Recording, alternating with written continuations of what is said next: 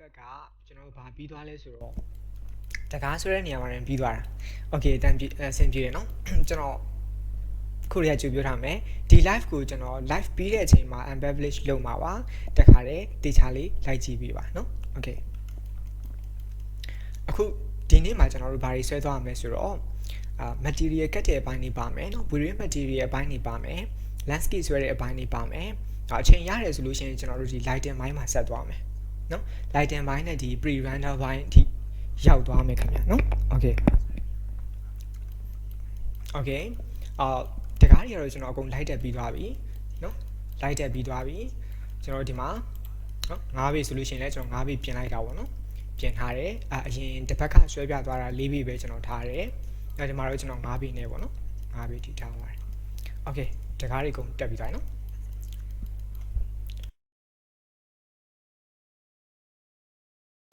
Okay နော်ဒါဆိုရင်ကျွန်တော်အခုဘာဆက်ဆွဲမလဲဆိုတော့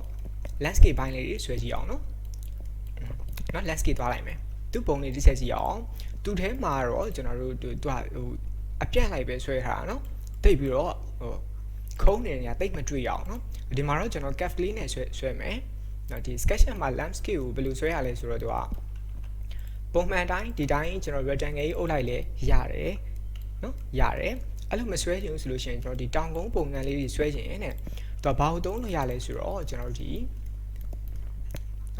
2 bar လေးရှိမယ်ကျွန်တော် sandbox ပေါ့နော် sandbox ဒါတော့ကျွန်တော်တို့ SketchUp Pro version တွေမှာပါတဲ့ sandbox 2 bar ပေါ့နော်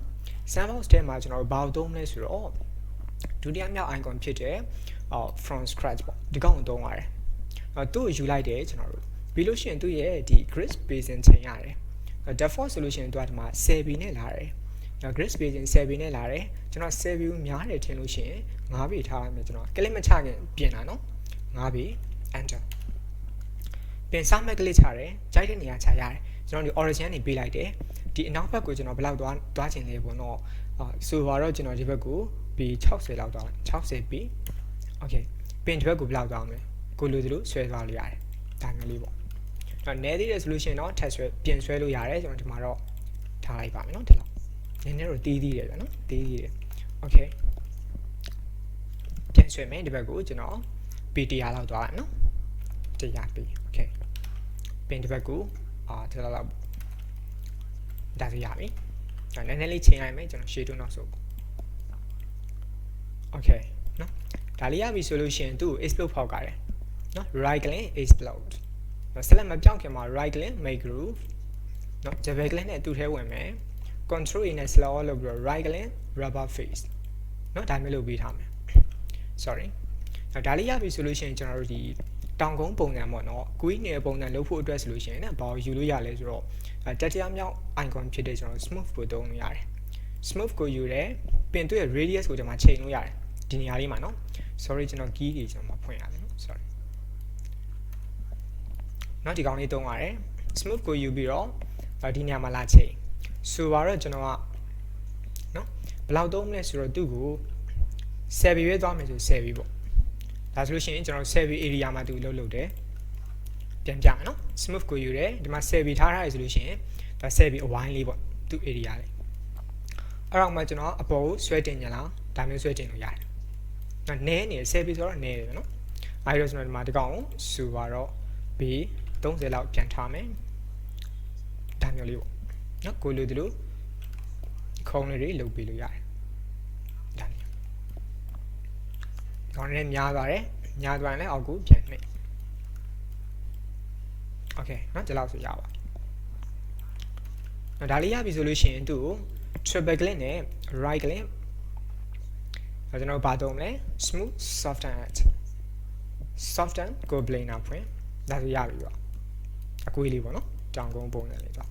Okay ဒါလေးရပြီဆိုလို့ရှိရင်ကျွန်တော်အပြင်ပြန်ထွက်လိုက်တယ်နော်ဒါမျိုးလေးရပြီဆိုရင်ကျွန်တော်ကဒီအိမ်ရှိတဲ့အပိုင်းတွေကိုတော့ပြန်ဖယ်ခြင်းနေတယ်နောက်ပြီးလို့ရှိရင်လမ်းလေးလည်းလိုချင်သေးတာကိုတော့ဒီမှာနော်လမ်းလေးလည်းလိုချင်သေးတာဖြစ်တဲ့အတွက်ကျွန်တော်ဘာလုပ်မလဲဆိုတော့ဒီကောင်ခဏ high လုပ်ထားမယ်ပြီးရင်အိမ်ရှိတဲ့အပိုင်းလေးကိုကျွန်တော် rectangle နဲ့အုပ်လိုက်နော်စင်ပြေလို့အုပ်ရတယ်ဒီကောင်ယူရင်တော့ရတယ် double click control C နဲ့ကျွန်တော် copy ကူးခဲ့တယ်ပြီးရင် edit ကနေ paste and place နော်ဒါလေးရပြီဒါရရင်ကျွန်တော်ဒီကောင်ကို right click make group double click သူထဲဝင်လိုက် I နဲ့ဒါပေါ်ပြလို့ထားနော် okay ပြင်သူ့ကိုကျွန်တော်ကဒီ LAN လေးအတွက်နော် LAN လေးအတွက်ဆိုတော့ဘေးကိုနည်းနည်းလေးချက်နော် F နဲ့ဘေးကိုကျွန်တော်ဘယ်လောက်ချက်မလဲဆိုတော့သူ့ကိုကျွန်တော်6ပေးလောက်ပေါ့နော်ဘေးကိုနော်ဒီလောက်ကလေးချက်လိုက်ပြီးတော့မှဒီရှေ့ကိုLAN လေးပေါ့နော် rectangle လေးကျွန်တော်အုပ်လိုက်ဒါတော့အဆင်ပြေလို့တွားလိုက်တော့ဒီလောက်ပေါ့နော် okay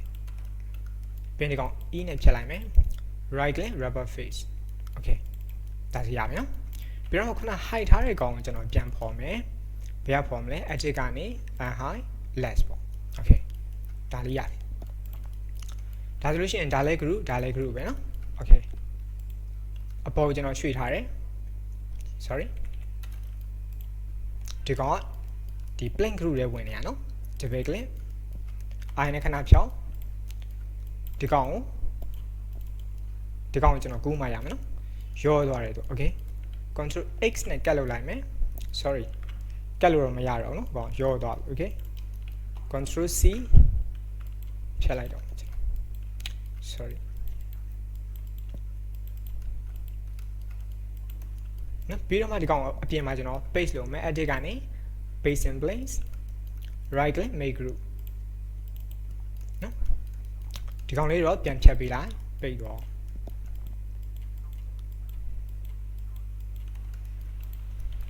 နော်ဒါဆိုရပြီတော့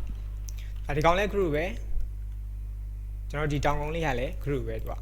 နော်အဲ့လိုဖြစ်နေတဲ့အချိန်မှာကျွန်တော်ကဒီကောင်ကိုဒီတောင်ကုန်း area မှာဒါကိုပြန်ပြီးတော့ဖောက်ရှင်တဲ့ solution ဘာသုံးရလဲဆိုတော့တဲ့သူကဒီကောင်လေးသုံးမယ်ကျွန်တော် drift ကိုသုံးမယ်နော်ဘယ်လိုသုံးရလဲဆိုတော့ဒီကောင်ကို click ချထားတယ် select ပေးထားပါတော့ပြီးတော့မှ drift ကိုယူတယ်သူ့တစ်ချက် click ဒါဆိုပြီးသွားပြီပေါ့နော် okay ပင်ဒါလေးဖြတ်မယ်ပင်ဒီကောင်ကိုကျွန်တော်တို့ double click နဲ့သူ့ထဲဝင်လိုက်လွယ်ဒီကူပဲဒီကောင်လေးဖြတ်လို့ရတယ်အကုန်တော့မဖြတ်ချင်ဘူးကျွန်တော်ဆိုပါတော့နော်သူ့တက်တက် group ဖွဲ့ထားတယ် right click make group double click right click make group ဒါဆိုလို့ရှိရင် group အကြီးထဲမှာအသေးနှစ်ခုပေါ့နော်အဲ့တော့ဒီ group ကိုကျွန်တော် right click and group ဒါ explode ပေါ့ sorry နောက်ဒါဆိုနှစ်ခုဒီထန်ဖြစ်သွားပြီတော့ဒါဘာလို့လဲဆိုတော့ material ကရင်အဆင်ပြေအောင်လို့ကျွန်တော်ဒါမျိုးပြန်ခွဲတာနော်ဒီမှာတော့နှစ်ခုကတ်ရမှာအောင်ဒီကောင်ကတစ်ခုဒီကောင်ကတစ်ခုနော် okay အဲ့ဒါလေးရှိမယ်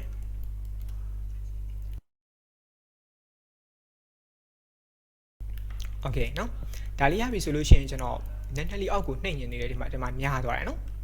များသွားတယ်ဆိုတော့ခုနလေးညှိရမယ်နော်ထားပါတော့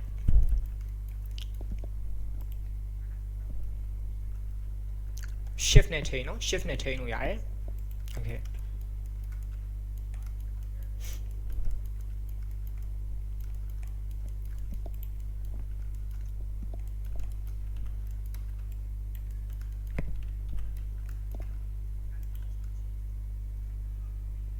နည်းနည်းတော့များသွားတယ်နော် okay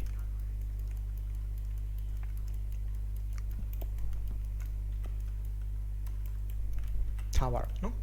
ဒီမှာတော့ကျွန်တော်ဒီ landscape ဆွဲတဲ့အပိုင်းလေးကိုဒီကရဖို့အတွက်ကျွန်တော်ရှင်းပြတာနော် okay ထားတော့ဒါရပြီဆိုလို့ရှိရင်ကျွန်တော်တို့ material တွေစကတ်လို့ရတယ်နော် material တွေစကတ်တော့မယ်သူပုံတွေကဆိုလို့အရာဆိုလို့ရှိရင်ပုံအရာဆိုလို့ရှိရင်ကျွန်တော်တို့ chance view တော့မပေါဘူးပေါ့နော် chance view မပေါအပြင်နေရှိမယ် material စကတ် okay material စကတ်မယ်ဆိုတော့ကကျွန်တော်တို့ material စကတ်မယ်ဆိုလို့ရှိရင်ကျွန်တော် access editor ရှိတယ် V-Ray မှာနော် access editor သူတစ်ချက်ကလေး material မှာကျွန်တော် default ပါတဲ့ material လည်းရှိတယ်နော်အပြင်ကနေပြန်ပြီးတော့ပြန်တွင်းလို့လည်းရတယ် preset တွေရှိတယ်နော်ကျွန်တော်ရှေ့မှာလည်းတင်ထားပေးဘူးတယ်ပေါ့နော် material အများကြီးပဲတင်ပေးထားဘူးတယ်နော်အဲ့ကနေလည်းတွင်းထားလို့ရတယ်တွင်းထားလိုက်မယ်ဆိုလို့ရှိရင်ပုံမှန်တိုင်းဆိုလို့ရှိရင်ဆိုတော့ကျွန်တော်မှာ access editor ခေါ်လိုက်တယ်ခေါ်လိုက်ပြီဆိုလို့ရှိရင်တွေ့ရမယ့် interface ကဒါမျိုးကြာလာမယ်ပေါ့နော်ဘာတွေ့ရမလဲဆိုတော့ဒီဘက်မှာ material ပိုင်းရှိမယ်ပြီးလို့ရှိရင်ဒီမှာ light တင်ပါတယ်ဒီမှာကျတော့ object ပိုင်းနေရှိ geometry ပေါ့လေသူကတော့နော် geometry ဒီမှာတော့ဘာမှမရှိသေးလို့တကယ်လို့ကျွန်တော်တို့ browser တွေနော်ဒီ file တွေပေါ့နော် Blu-ray file တွေဘာတွေခေါ်ထည့်လိုက်ဒီထဲရောက်လာတယ်ဒါကြတော့ကျွန်တော်တို့ဘာအတွက်လဲဆိုတော့ runner လုပ်တဲ့အခါမှာ runner channel တွေပြန်ခွဲဖို့အတွက်နောက်သူဟာလည်းသူရှိပေးတယ်ပင်တစ်ပတ်မှာကျွန်တော်တို့ setting တွေရှိမယ် random အပိုင်းတွေရှိမယ် frame buffer တွေရှိမယ်ပေါ့နော်အခုသွားမှာတော့ကျွန်တော်တို့ material အပိုင်းဖြစ်တဲ့အတွက်ဒီအရှိရ material အပိုင်းကိုဝင်ထားမယ်အခုဒီမှာတွေ့နေရတဲ့အပိုင်းတွေကဘာလဲဆိုတော့ကျွန်တော်တို့ဒီမှာLoRa ဖြစ်လိုက်ပြီလေ LoRa ဆိုတော့ကျွန်တော်တို့ဒီ template ကလေးမှာပါလာတဲ့လူပုံလေးတောင်ပြောတာသူ့နာမည်ကိုပြောတာသူနဲ့ဆိုင်တဲ့ material တွေတကယ်တော့မလိုတော့ဘူးဒါတွေကဖြတ်ချင်ဖြတ်လို့ရတယ်တို့အားလုံး select ပေးရှင်ကျွန်တော်ရှေ့တစ်ခု select ပေး shift နဲ့ select all လုပ်ပြီးတော့ remove လုပ်လိုက်လို့ရတယ် delete ပေါ့နော် okay ဒါ material တစ်ခုမှမရှိတော့တာ okay ရပြီနော်အခုကျွန်တော်ဘာကိုကတ်သွားမလဲဆိုတော့ material ကတော့အများကြီးရှိမယ်နော်ဆိုပါတော့ color နဲ့ကတ်တာရှိမယ် texture နဲ့ကတ်တာရှိမယ်နော် color နဲ့ texture နဲ့ရောတာရှိမယ်မှန်နေရှိမယ်ရေတွေရှိမယ်အများကြီးပဲ steel တွေပေါ့နော်ဒါကိုယ့်ဘက်ကို sorry နော်ဒီကိုယ့်ဘက်ကို create လုပ်လို့လည်းရတယ်ပါပြီးသားတွေယူသုံးလို့လည်းရတယ်ပါပြီးသားယူသုံးတာ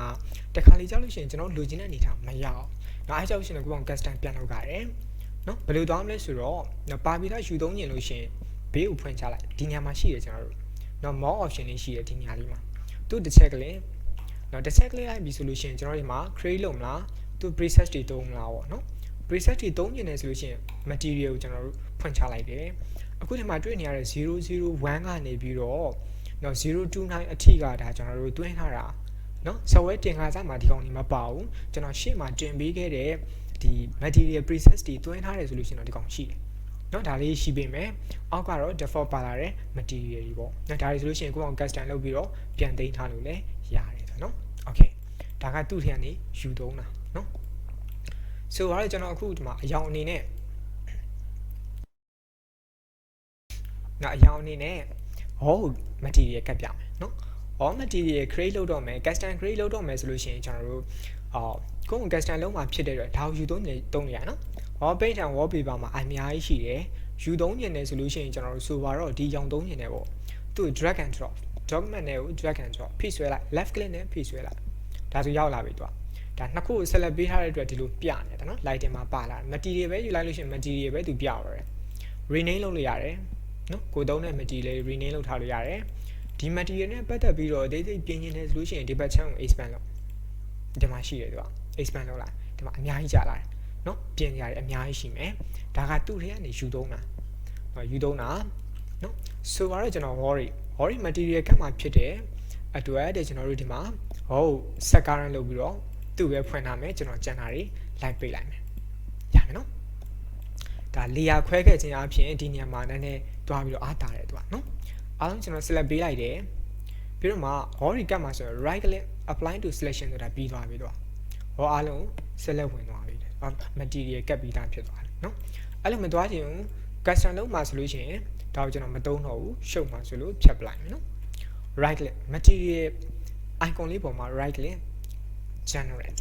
ဒါမှမဟုတ်ဒီကနေသွားလဲရတယ်ဒီအပေါင်းလေးရှိတယ်အောင်နော်ဒီအပေါင်းလေး create asset material generate အတူတူပဲသူကနော် generate ရောက်လာပြီဆိုလို့ရှိရင် double click နဲ့ rename လုပ်မယ်ကျွန်တော်တောင်းထားတဲ့ material လေးတွေအပေါ်တက်နေဖို့အတွက်ဆိုလို့ရှိရင်တစ်ခုခုရိုက်ထားလိုက်နော်ပေါ်မှာ00ဖြစ်တခုပေါ့နော်ရိုက်ထားလိုက်ပြီးတော့မှကျွန်တော် wall လို့ပြောလိုက်မယ်ပင်အသေးစိတ်ကိုဒီမှာပြင်မယ်တော့အယောင်ပြင်မယ်ဒီမှာကျွန်တော် diffuse color တော့ diffuse color ကိုကျွန်တော်အဖြူသုံးပြင်နေဆိုလို့ရှိရင်အဖြူအောင်ဆွတ်ပေါ့နော်အဖြူလုံးဝအဖြူတိကျယူတော့သုံးလို့မကောင်းဘူးသူက license ပေးလိုက်လို့ရှိရင် ban သွားတော့ဒီကောင်နော် license ပေးလိုက်ရင် ban သွားအဲ့အတွက်အဖြူသုံးမယ်ဆိုလည်းအဖြူနည်းနည်းလေး short သုံးကျွန်တော်တို့နော်ဒီညမှာ short သုံးရတယ်သူကနော်ဒါမျိုးလေးပေါ့ဒီမှာတော့ကျွန်တော်ဘယ်ရောင်လေးသုံးသွားမလဲဆိုတော့ဆိုပါတော့အဖြူမှနည်းနည်းလေးအပြာဘက်ရောင်းမယ်ကောင်းမနော်အဝါနဲ့အပြာโอเคနော်ဒီရောင်လေးကျွန်တော်သုံးလိုက်နော်ဒီရောင်လေးပေါ့နော်โอเคဒါလေးသုံးလိုက်မယ်တခုရှိတာကျွန်တော်အရောင်နဲ့သုံးမယ်ဆိုပေမဲ့ဘာလဲဆိုတော့ object တိုင်းမှာသူက reflection ပါတယ် reflection ရှိမယ် bump ရှိမယ်ပေါ့နော်အဲ့အတွက်ကျွန်တော် reflection ထည့်မယ် reflection နည်းနည်းပဲထည့်ရတယ်တော့ဖြစ်တဲ့အတွက်ကျွန်တော်တို့တအားကြီးပြောင်းလဲနေတဲ့အထက်မှာတော့သူမပါဘူးအဲ့အတွက်နည်းနည်းလေးပဲနော်နည်းနည်းလေးပဲပေးမယ်သူပင် gloss net တော့မထည့်ဘူးသူကfloor တွေပါဆိုတော့ထည့်ရတယ်နော်ဒီနေရန်က gloss net ထည့်ရမယ်အထက်မှာမပါဘူးပေါ့နော်ပြောမယ်ဆိုလို့ရှိရင်ဒီလောက်ကြီးပြောင်းတဲ့အထက်သူမပါဘူးဆိုလို့ရှိရင် one မဲ့ထားမယ်စင်ပြေတယ်ပ ပြီးရင်ကျွန်တော် bump ထည့်မယ် bump ကိုဖွင့်ထားတယ်ဖွင့်ပြီးတော့ဒီဘက်ကနေရွေးမယ်ကျွန်တော်နော် texture slot မှာတစ်ချက်ကလေးမယ်ပြီးရင် bitmap ကိုရွေးမယ်ဘယ်ပုံရွေးမလဲ okay ဘယ်ပုံရွေးမလဲတော့ bump ဆိုတဲ့သဘောကသူကဖောင်းကြွဖြစ်အောင်လုပ်တာတော့ဖောင်းကြွဖြစ်အောင်လုပ်တာသူ့ရဲ့ texture ကိုရွေးတဲ့အခါမှာကျွန်တော်တို့အဖြူနဲ့အမဲပေါ့နော်အဖြူနဲ့အမဲရှိတဲ့ပုံတွေကိုရွေးလို့ရှိရင်ပိုအဆင်ပြေတယ်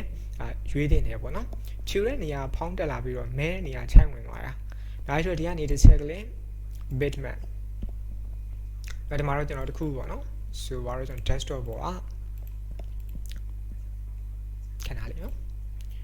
ဆိုတော့ဒီထဲကနေကျွန်တော်ဒါလေးယူလိုက်နော်ဒီပုံလေးပေါ့ preview ခဏကြည့်ကြည့်မယ်ဒီပုံလေးနော်ဒီကောင်လေးဆိုလို့ရှိရင်သူကဒီနေရာတွေကဖောင်းတက်လာပြီးတော့ဒီမဲတဲ့နေရာခြိုက်ဝင်လာမှာအဆင်ပြေတဲ့နေရာအတွက်နော်ဒါလေးယူလိုက်မယ်ကျွန်တော်ဒီဘက်ကလေးနော်ဒါလေးပေါ့ရှေ့ပြန်ထွက်တယ်ရှေ့ဆုံးထွက်လို့ရတယ်ဒါမျိုးလေးပေါ့သူ့နေရာအနေနဲ့ကြည့်ချင်တယ်ဆိုလို့ရှိရင်ဒီမှာရွေးလို့ရတယ်ကျွန်တော်တို့နော် preview ကိုရွေးကြည့်လို့ရတယ်ဒီနေရာနေပြီးတော့ hall အနေနဲ့ကြည့်ချင်တယ်ပေါ့ okay ဒါမျိုးလေးတော့နော် floor အနေနဲ့ကြည့်ချင်တယ်ဆိုလို့ရှိရင်ဒီမှာ floor အနေနဲ့ရွေးကြည့်လို့ရတယ်နော်ဒါမျိုးလေး generate ကတော့ဒါပုံမှန်ပေါ့နော်ဒါမျိုးလေးပြတယ်အဲ့မှာ the bump နည်းနည်းများနေသေးတယ်နော်ဒီနေရာလေးမှာအရင်တည်ထားတယ်ဒီနေရာလေးမှာကြည့်လို့ရှိရင်လည်းတည်ထားတယ်သူကအဲ့တော့ bump amount ကို short လို့ရတယ်ကျွန်တော်တို့နော် 0.3 လောက်ဆိုရင်တော့အဆင်ပြေတယ်သူကနော်ဒါမျိုးလေးပဲသူကတကယ်ကျွန်တော်အဝေးကကြည့်လဲတည်ထားသေးခြင်းနဲ့ solution တော့တင်ပေးပေါ့ရတယ်နော်ဒါကိုလိုလိုချိန်လို့ရတယ်ဒီ bump ကိုတော့ okay ဒီလောက်ဆိုရင်နိုင်ရန်တော့အဆင်ပြေတယ်သူကနော် color အဓိကရွေးမယ်ပြီးလို့ရှိရင် reflection လေးနည်းနည်းလေးထည့်မယ်ပြီး bump ထည့်တယ်ဒီလောက်ဆိုတာနိုင်ရန်အတွက်ကလုံလောက်တယ်လို့ပြောလို့ရတယ်ရပြီဆိုလို့ရှိရင်သူ့ကို select ပေးမယ်ကျွန်တော်နော် select ပေးမယ်ပြီးတော့မှ right click apply to selection နော်ဒါဆိုလို့ရှိရင်ပြီးသွားပြီပါနိုင် material ကတ်တဲ့အပိုင်းပြီးသွားပြီကျွန်တော်တို့နော်နိုင် material ကတ်တဲ့အပိုင်းပြီးသွားပြီကျွန်တော်လေးပြန်ပြီးဖွင့်ကြည့်အောင်